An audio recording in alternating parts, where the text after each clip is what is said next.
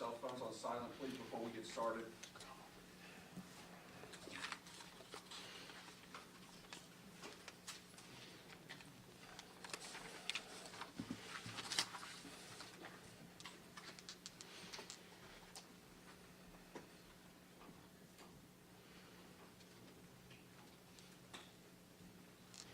We're good, Victor? Everybody good? Everybody good? Mic checks and everything, we're all good, right? All right. Good afternoon. On Monday, the mayor and I and our homicide stood in front of you and asked for and delivered some really tragic news of a little girl who was tragically murdered. And we asked for your help. Her name was Jocelyn Nungaray, and she was 12 years old. We started to work, and we've been working around the clock since that time, trying to find out what happened to her and who was responsible and to get them off the street. I want to thank our homicide team, our North Belt crime suppression teams, our gang division, our SWAT team, and Metro PD, who all came together as we looked for this, for the guys that did this, the suspects in this horrible murder. And we were all out there. In fact, the mayor was with me on Tuesday night late as we were going through and looking to see if we could find anything else. And the teams were out there and they were scouring every potential video feed, and they were talking to everybody possible that might have seen something or heard something. And their hard work paid off because we were able to find video and trace the movements of our suspects and of Jocelyn, and all the way to the point of where she was murdered and left in a bayou in the water. So that's the hard work that they did. We asked for the public's help, and the public came through too. People stepped up, people called, and we are still asking for more help from the public, for anybody that might have seen something or might know something, however small, to reach out to us. And I'll have homicide give you the numbers. Lieutenant Hope will give you the numbers on who to call for that. You can even call anonymously, but we really need all the help from all the public and to make sure that we have the very best solid case so these individuals do not get released back into the field, back into the public where they could hurt other people. So that is my ask of you. About an hour ago, I talked to Ms. Nungaray, Jocelyn's mother, Alexis. And she's been very brave, but she is still devastated. Her little girl's gone. And now they're trying to figure out how to take care of her and to arrange funeral arrangements and try to heal for something you really can't heal from. And we understand that because many of us have kids and cannot imagine the pain that they're going through. So I ask you to still pray for them immensely. They're going through a really trying time, and as Houstonians and this public, I know that we have fantastic people here. Keep praying for the Nungaray family. I want to turn it over to the mayor to make a few comments, and then followed by that, we'll have Lieutenant Hope to give you more details on the investigation and how it's played out thus far, things that we can share, but please understand there are still things we cannot share for the purposes of the investigation. I know you all understand that. And then we're going to deliver this in Spanish with Commander Garcia, who will offer comments in Spanish, and then we'll take questions from there. So with that, Mayor. Thank you, Chief. I'm here because of the seriousness of this case and my personal interest. As the mayor, as a grandfather and a father, it doesn't get any worse. I'm here primarily, though, to emphasize 3 points. Our condolences to the family. When I spoke to Ms. Nungaray about an hour ago, she was at the funeral home. I'm concerned about their economic circumstances, and also to let them know that all of Houston, all the investigators, their neighbors, the retail merchants in the area, everyone that came forward with information. As the chief mentioned, I was there the night before last. This North Belt crime suppression group You don't want to mess with them. They were out on the streets, going up and down every street in every direction from the incident and the scene of the crime. I've watched homicide work around the clock all night long. I've seen SWAT show up to make certain that they were apprehended properly. So the first thing I want to emphasize is the condolences. The family, as the chief said, is devastated. I've spoken with an uncle. If you just put yourself in their place, they don't know which way to turn. They have very limited resources, but they're strong, they're brave. The mother just wants to see her baby. Hasn't been able to examine the body due to the investigation, but she's making arrangements as we talk. Number two, and I just touched on it briefly, but I want to expound on it. The police work. I want Houstonians to know, be proud and excited about your police department. The men and women go to work, they have families, but they are so passionate about their work, so professional. And it does aggravate me when some sources say, we've got to restore our confidence in the police. No, the confidence is there. I've witnessed it. I'm sharing it with Houstonians. All the resources necessary, collaboration, the scene of the crime, and we're seeing the result of this hard, old-fashioned police work using social media, new technologies, but also just footwork and collaboration, language skills. You couldn't be more proud of the police department, and we're seeing living evidence of it as I stand before you. And number three, I want to reach out to the court system, the justice system. We're going to be watching you. The arrest has taken place. The charges have been filed. Now we want the justice system to do its job. If there was ever a circumstance where you do not give someone bail, this is it. There are circumstances allowed that you can prevent bail.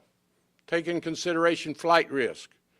Take in consideration the severity of this crime. So I'm going to be monitoring the court system. I want these suspects to have their day in court. I want to be held accountable, and I want it done sooner than later.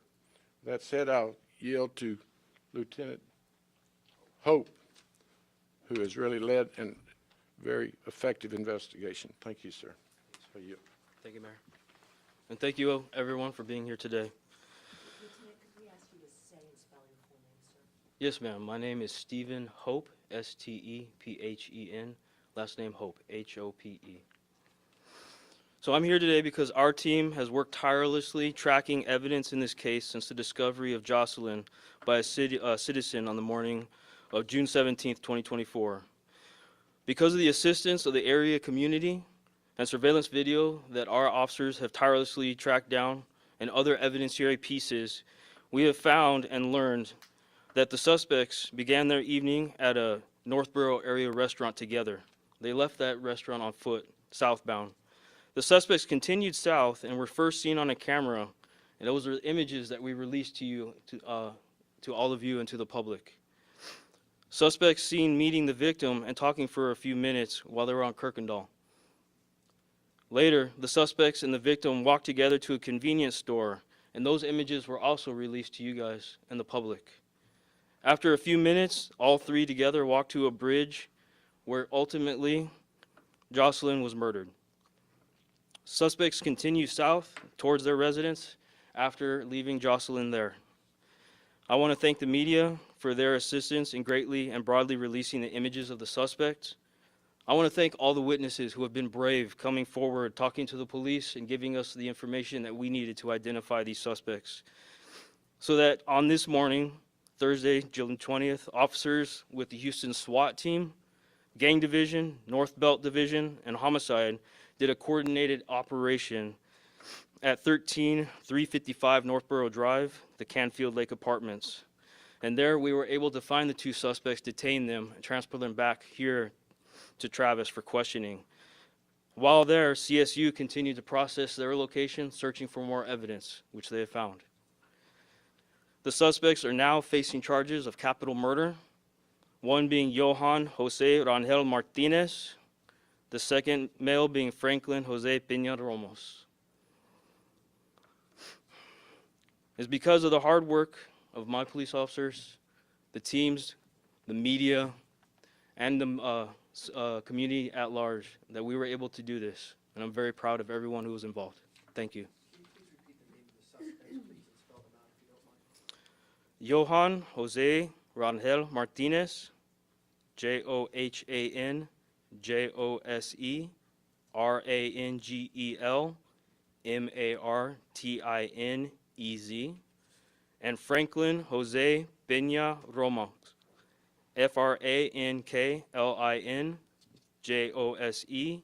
Peña Ramos.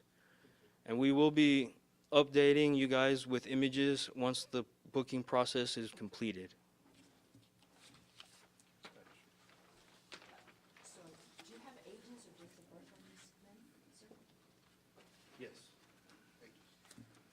We're just going to release the ages. Martinez is 21 years old, and Ramos is 26 years old. Buenas tardes. A nombre del jefe de la policía, Satterwhite, y del alcalde Whitmire, acabamos de recibir las noticias de que, gracias a los esfuerzos de todos los policías involucrados en este caso, tanto de la División de Homicidios como la División de Pandillas, el equipo de SWAT y el equipo de patrulla del norte de la ciudad, hemos localizado, hemos entrevistado y se le han levantado cargos a las dos personas responsables por el asesinato de esta pequeña de 12 años, Jocelyn Nungaray. Tanto el jefe como el alcalde han estado en comunicación con la madre de esta pequeña, de nuestra víctima, y ahorita en estos momentos la madre está tratando de hacer arreglos para transportar el cuerpo de la niña. Lo que sí podemos compartir con ustedes es de que cuando los detectives dieron a conocer las fotos de los sospechosos, eso nos apoyó porque hubo testigos que los reconocieron. Esos testigos se comunicaron con la policía y pudimos localizarlos y pudimos arrestarlos. Como dije anteriormente, la Procuraduría ha aceptado cargos por asesinato del mayor nivel posible. Estos individuos llevan de nombre Johan José Rangel Martínez, de 21 años de edad, y Franklin José Peña Ramos, de 26 años de edad. Aún queremos que la comunidad nos siga apoyando. Necesitamos más testigos, porque el caso siguiente, lo que ahora sigue, es la cuestión del juicio ante las cortes. Entre más testigos tengamos, más fuerte va a ser el caso contra estos individuos. Así que continuamos pidiéndole a la gente que si sabe algo, por favor, comuníquese con la División de Homicidios al 713-308-3600, o pueden hablarle a Crime Stoppers, pueden permanecer anónimos. Nosotros no vamos a saber quiénes están hablando, pero ustedes pueden dar la información que tienen al 713-222-TIPS. Muchas gracias.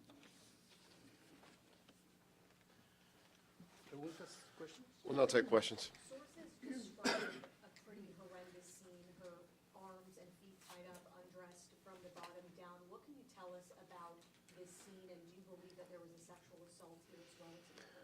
We're still doing a lot of that investigation. We have performed submitted for a sexual assault kit to be performed, the same kit on her. So that is still pending. And for everything else, it was a horrible scene, but in careful care of the investigation, that's as far as I'll go with it. And then we're told that one of the suspects had possible bite marks on his neck. Any self-defense wounds? Do you believe that there was a struggle here? And broken nails? So again, at this point, there's things I can release, that we will release, and things that we want. All of that, the condition of her more specifically of the suspects. All of those things will come out in time. But for now, we are not confirming any details. And to be fair about what you just described, I don't have any information on that. Homicide might. But again, we're trying to make sure that we're being as careful with this investigation to get it all right. So I can't confirm anything at this time. You said that Martinez and Ramos are Venezuelan. Can you confirm that? And what is the citizenship? We have reached out to Homeland Security Investigations, HSI, and they are conducting that part of the investigation in terms of their status and legality here and those types of things. So I would defer to them and defer you to them for confirmation of those things. And to be clear, were they roommates living in the same unit? It appears that they were all residing in the same apartment, yes. Okay, so, and do we know how long they have lived in the area in that particular apartment? I don't know that for sure. We think maybe one a matter of months, but the other far less. And the lieutenant painted a very nice picture, and thank you for that, with regards to what took place to this tragic ending. But if you can you provide us exactly about how long it took from the meeting to the bridge? Yes. So it was in the evening of the 16th that they left that restaurant. It was during the nighttime, midnight hour almost, that they were walking. And we believe that it wasn't until shortly after 1 to 2 o'clock that they were at the bridge. So it was within a span of 3-4 hours. And is there a previous relationship between Jocelyn and these two men? How did they know each other? So as far as we can tell right now, the communication between everyone is still a part of the investigation. We've worked really, really hard to get to this point, but a mountain of work stands before us to be able to document and look through everything that we have left. We know that she lives in an apartment. Was it at the same complex, or was it a different? No, it was a different.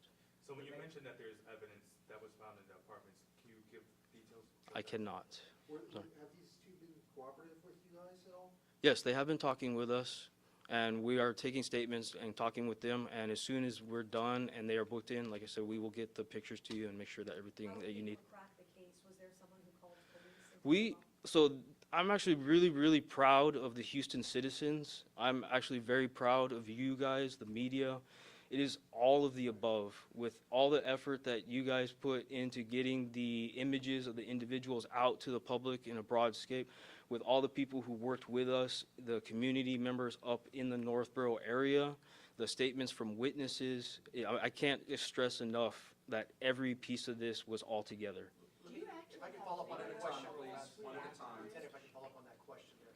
What was the threshold that was crossed to where you were able to charge them with murder? And I have to say it's all of it together. It's the totality of every piece of the evidence together. Once it brought it all into one place, then we were able to find them, find out who they are, link them to the location and to the actual incident itself. So no type of confession or anything like that from either one? So the actual statements that they've made is going to be a part of the investigation, and I can't go into that. Let's get another question on this end over here, please. Yes. In relation to that question, what makes it a capital murder in this case? Can you go into that? Yes. In commission of another felony? No, actually, the age of the victim in Texas state law is all we need for it to be a capital. Under the age of 15, any murder is a capital murder. You said the gang unit was involved. Were they just involved in the apprehension, or was they a part of the investigation? So they actually assisted us greatly in reaching out with the community itself, and then also with surveillance and in the apprehension of the individuals. In a gang? No, not that I know of, and that's still. Do you actually have video of all three at the bridge? You have. So the specifics of the actual surveillance videos, I cannot divulge at this time. I do let you know that we have evidence that compels us to believe that everyone was together throughout the entire course of this event. The mayor had mentioned that she was on the phone with her boyfriend around midnight that night. Did he ever call police about any concerns? Again, like all of the communication portions, electronic or digital otherwise, is all being scoured. That's part of the mountain of information that we have to still go through and document. Have the parents of the 13-year-old been cooperative with you all? Extremely. We looked at some Couple more, surveillance guys. video that Couple showed more. an HPD unit in the parking lot between the 7-Eleven and the bridge around 12:06 a.m. Monday. Was that in any relation to Jocelyn or anything related to this case? Not that I know of. Okay. Mayor, you mentioned holding the courts. Are you gonna go to court to see them? No, I'm just simply saying that we have a justice system, and I think justice delayed is not good. So this is such an horrendous crime that I don't want to see these individuals on bond on the streets of Houston, if at all possible. We'll leave that to the judgment of the magistrate and the judges.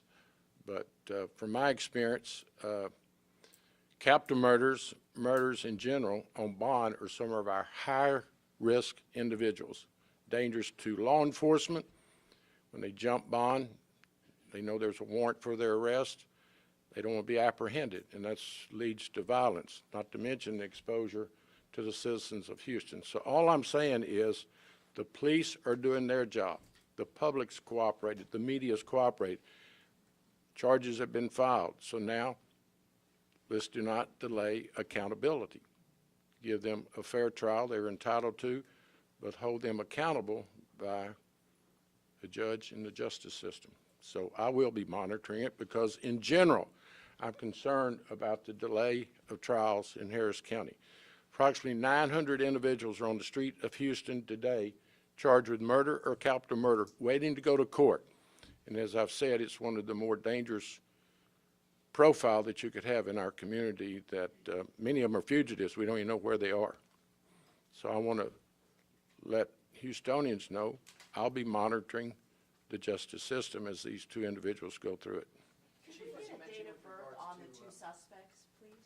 Could we just get a date of birth on the two suspects? No, just the age, I'm sorry.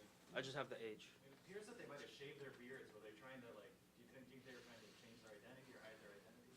So it's often very easy for people to change the way they look, and I can't state what their intentions were in that, but Detective, do we know more about their background when they arrive here in the States, or no, they cross legally, illegally, or if there's an ICE retainer on them, or? so no, and like I said, as Chief had mentioned, we reached out to HSI, and we're gonna let them take care of that portion of the investigation and look into it. Chief, as you reach Last out, question right here, Mario. Chief, as you reach out to HSI, I have to ask, were they in any database within HPD already or within Harris County in the court system or any of our surrounding counties? So I don't have that information. Do we know if they were already in our system? I do not know. So we could, I'll tell you, I don't know, and I apologize, I should know that. But what I'll do is I'll find out if they're already in our system in any way, that we've been handled them before, you know, and we'll share that. I'd appreciate that. The other quick question on the follow-up with that is that, with regards to the gang task force or the gang members of HPD, excuse me, the gang officers Yes, sir. within HPD that were assisting in this, do we have confirmation that these men were associated with any type of either local or Venezuelan gangs that have a presence here in Houston? So at this moment, I have no information to suggest that and the team hasn't told me anyone's different. Again, we're working with HSI, and you know that within time, that may be something that's occurred, that they may have affiliations, but I just can't say that for sure at this moment. Thank you for finding out about that. Yes, sir. Mhm. Sorry, last question, Lieutenant, what is the, what restaurant were the men seen at when you begin this timeline? So I want, again, like the specifics of the incident, I want to kind of leave it to the investigation as it ongoes, and it's in the Northborough area, so it was not, everything was actually very close and on foot, yep. Mayor, quick one to you. That's it, last question, guys. And real quick, as far as the booking photos and court information, once they're formally processed, we get the court assigned, you guys will get the booking photos. We'll post them to our X page.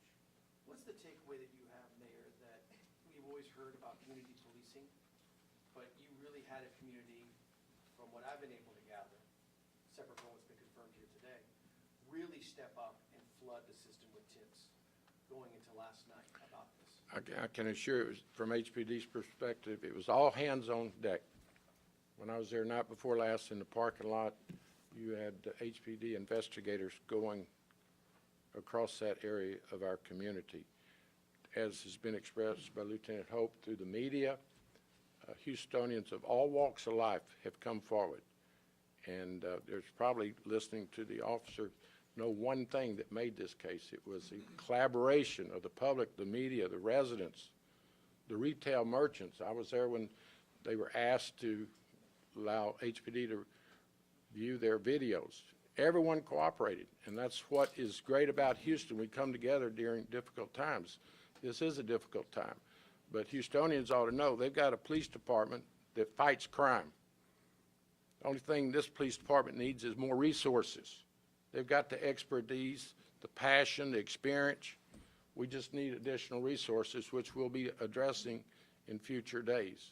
So it's sad, it's outrageous, makes you angry, but we're going to court with these individuals and hold them accountable.